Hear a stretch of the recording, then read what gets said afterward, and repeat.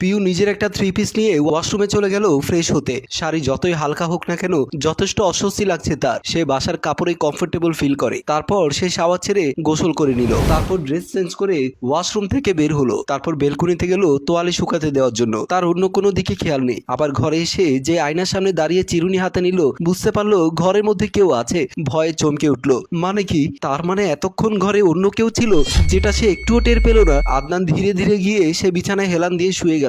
আপনি আপনি আমার রুমে কি করছেন? ছেলেটা স্বাভাবিক ভঙ্গিতে বলল, আমার বউয়ের রুমে আমি কি করব বা না করব সেটা আমার ব্যাপার, কাউকে কৈফিয়ত দিতে পারবো না। আপনি এক্ষুনি রুম থেকে বের হয়ে যান। কেউ যদি জানতে পারে তাহলে ব্যাপারটা খারাপ দেখাবে। আমি আমার নতুন বউয়ের কাছে আসলে সেটা খারাপ দেখাবে, আর বিয়ে করেও ব্যাচেলার হয়ে থাকলে সেটা খারাপ দেখাবে না। কোথায় লেখা আছে এই কথা? আদনানের কথায় কিছুটা লজ্জা পেল পিউ। সে দ্রুত বিছানা থেকে নেমে হ্যাচ কাটানে পিউকে দেয়ালের সাথে চেপে ধরলো। মিষ্টি করে চোখ রাঙিয়ে বলল, খুব হাসি পাচ্ছে তাই না? আমার জায়গায়